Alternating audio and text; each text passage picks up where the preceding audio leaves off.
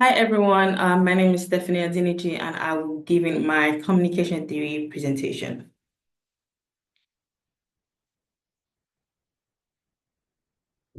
Slide. Okay. So my topic is how parents can maintain openness with their maturing children. And the reason for this is because of my own personal relationships with my parents. My parents are very traditional when it comes to how children should speak to their parents and the manner in which, the whole family communicates. So in this presentation, I will be discussing three theories that I applied: the family communications patterns theory, the relational dialectics theory, and the affection exchange theory. And I decided on these theories because I feel like these were the most suitable that related to my topic. So the family communications patterns theory was created by McLeod and Chaffee in the year 1972 and 73. And the purpose of this theory was to understand how families communicate and relate with one another. So specifically, I will be exploring parent-child relationships as mentioned in my topic. So this theory, I will be focusing on the two dimensions of family communication: conformity orientation and conversation orientation. So conformity orientation, according to Fitzpatrick 2004, is an orientation that is defined as where all family members share the same beliefs, attitudes, and values. So with this type of orientation, there are two types of family: a high end and a low end. So family on the high end tend to discourage individuality, and the interactions are more focused on the children being obedient to the parents, while the parents on the lower end of this orientation encourage individuality, uniqueness, and this is referred to as heterogeneous beliefs, while the family on the high end is referred to as homogeneous beliefs. So the next is conversion orientation. This is defined as the degree to which families create a climate to where all family members are encouraged to participate freely in interactions about a wide array of topics. In families at the high end of this dimension, family members speak freely, frequently, spontaneously, and interact with each other without many limitations, but regarding to the time spent and topic discussed, while families on the low end of this dimension interact less frequently with each other, and there are only a few topics that are openly discussed with family members.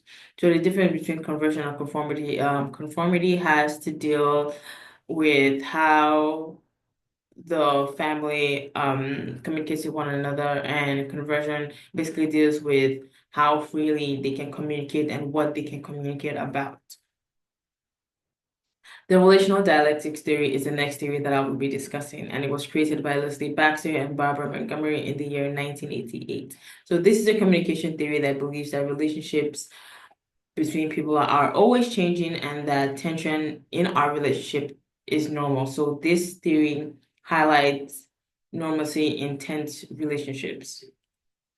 So in this theory, I decided to focus on the three common dialectical tensions: expression privacy, integration separation, and stability change. So expression privacy can be defined as people who want to be open and honest in a relationship, but would prefer to be private. In navigating parent-child relationship, honesty is always the best way to go, but sometimes parents feel they have to lie to the kids to protect them, regardless of whether they're young or adults, and parent and children feel that they can't be fully honest as out of the fear of consequences.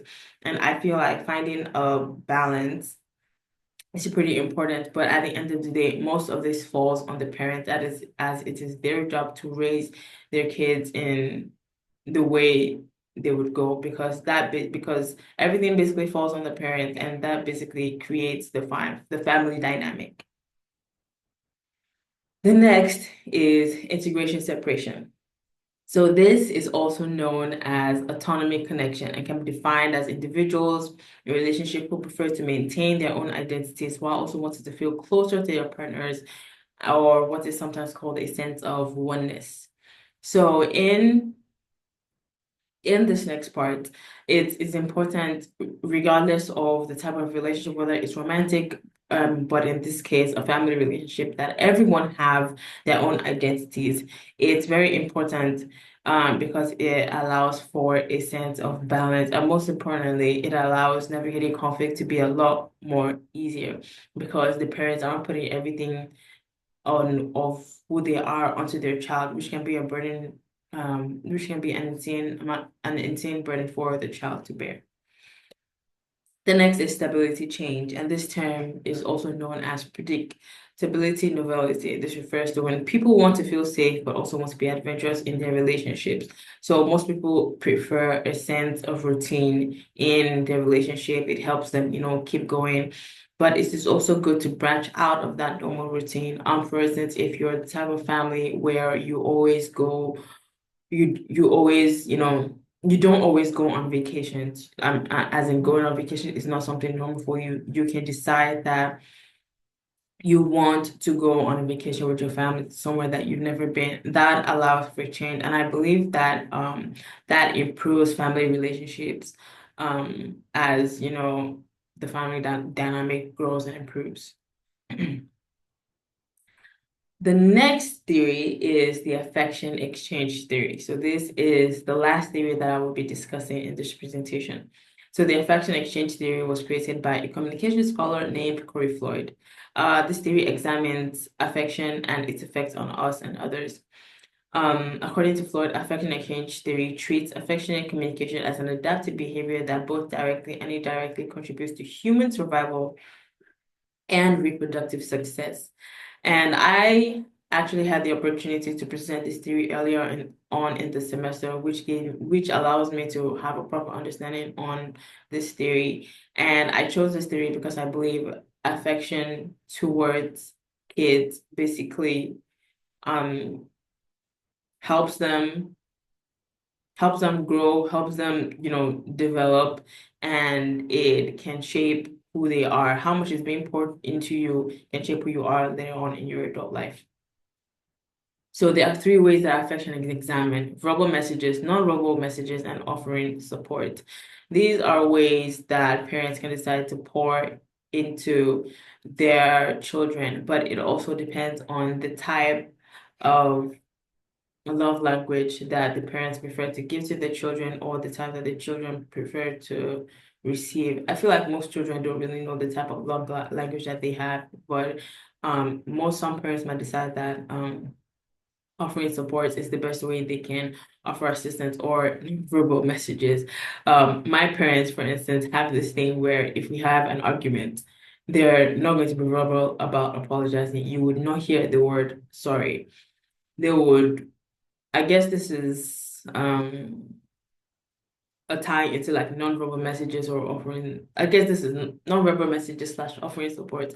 But their version of an apology would be telling me to come downstairs to eat. And I feel like most Nigerian or African kids can attest to this because most African parents can bring themselves to admit that they're wrong in a situation.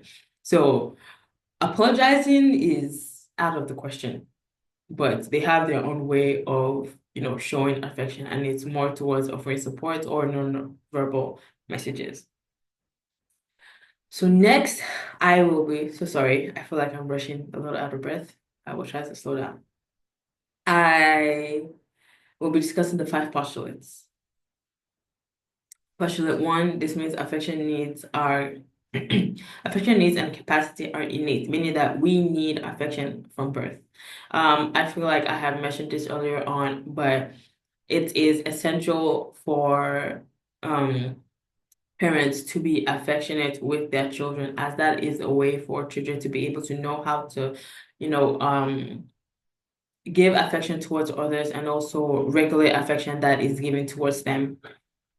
And the next postulate is that our feelings of affection and our expressions of affection, although may seem to be the same thing, are not.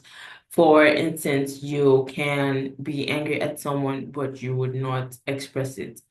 Or, for instance, something like my parents do. Each time we fight, they would come into my room. I know that they're upset with me, but then I would see a plate of my favorite food in their hand and they would just give it to me. So I guess this is an example of partial of, the second postulate. They're upset, but yet their expression of their affection is, not the same. It's quite different. Or it could be you love someone and you express it in a hug or you express it in a letter. Your feelings and your way of expressing those feelings are not the same thing because your feelings are, things that are inside, no one really knows is, but your expressions are known when through our actions. Next is postulate three. So according to the author, this postulate is known to be the most important postulate. So in this postulate, the author says that there are three reasons as to why this is the most important. One, it contributes to creation of connected relations to another person that in turn improves access to material and emotional resources that benefit survival. Affection is important because I believe it basically allows us to function properly. I believe children who do not receive affection properly do not grow up to be the best people that they can be. The second one, the expression of affection increases a person's reproductive opportunities because it signals to potential partners that one would be a good parent. What I understand by this is that most people try to get to see if their partners would be good parents by how they show affection. For instance, you can say a person would treat his wife properly by how he loves his mom, or someone is good based on how they treat service people. The third is exchanging affection is physically rewarding, meaning it feels good, and not receiving affection is physically assertive.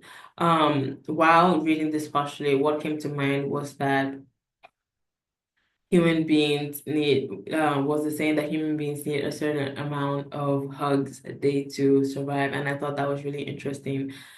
Which honestly brings me to the next postulate, which